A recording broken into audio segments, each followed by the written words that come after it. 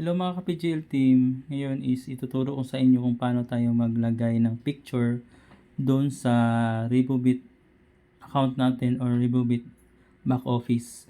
Ang una lang po natin gawin is i-open lang po natin yung Google Chrome, kung meron po tayong Google Chrome or pwede din doon sa Google. Then i-tap lang po natin tong Google Chrome, ayan. Then, click ko lang yung plus sa taas. Then, dito guys, pwede nyo ditong i-type yung ribobit.com. Ribobit.com, ayan na po. Then, enter nyo lang. Then, tap nyo lang po tong 3 lines. Ayan, sa right side. Ayan, tapos dito, sa baba, tap nyo lang po tong login.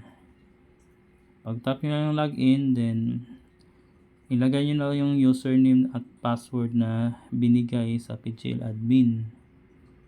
Ayan, ito.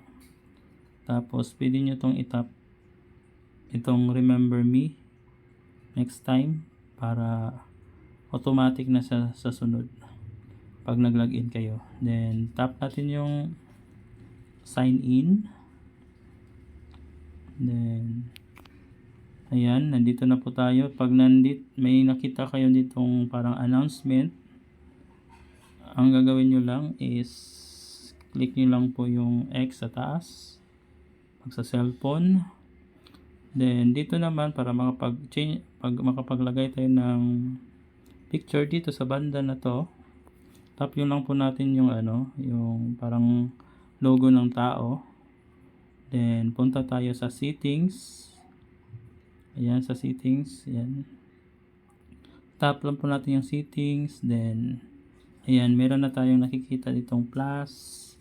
Tap natin yung plus. Then mapupunta tayo dito sa media. Ayan, pwede dito sa media, click nyo lang yung media or camera kung gusto yung picture talaga naka-live. Punta na tayo sa media kasi meron na tayong na-save. Ayan, meron akong naka-save dito. Dito pwede nyo siyang, depende kasi sa cellphone, meron akong files dito naka-save na. Ayan, si Coach Ana, nilagyan ko lang ng ayan, tapos dito pwede sa album din, pwede dito sa 3 lines or sa images. Ihanap kayo sa mga mas maganda naka-save na yung nyo, yung picture, yung picture. Ayan, then ang gawin nyo is pag na-check na yan, tap nyo lang po yung select sa taas. Yan. Ayan po, okay na po siya. Then, pwede nyo lagyan ng pangalan Ana Medrano. Yung pangalan nyo. Then, yan sa baba, i-drag nyo lang. Then, submit. Tap nyo lang yung submit sa baba.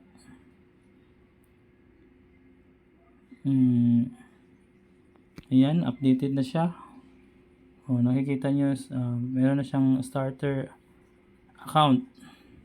Then, para gusto nyo siyang mas malaki yung makita nyo mas malaki talaga siya. Tap nyo lang po yung 3 lines. Di-stop site natin. Pag nasa Chrome ka, yun, may di-stop site dito sa baba. Yan, lumaki na siya din. Pwede nyo yung i-drag.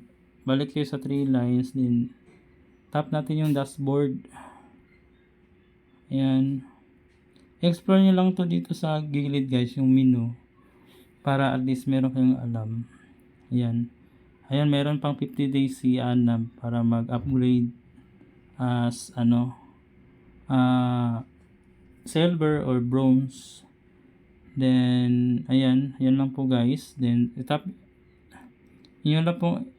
Kailangan lang yung explore yung 3 lines guys. Yung menu. Then, dito para automatic siya maging up. Ang gagawin nyo lang is click nyo yung 3 lines sa right side. And then, dito sa may makita kayong add to home screen. Pwede nyo yung i-add to home screen para napunta na doon sa menu ng cellphone nyo. Sa home, tap nyo lang po yung add. Ganun lang po siya guys. Pero sa akin, hindi ko na muna kasi meron na po ako doon sa app. Nasa home na po yun sa apps ko. Yun lang muna guys. Please subscribe our YouTube channel para ma-notify po kayo sa bagong tutorial na gagawin natin. Thank you and God bless po.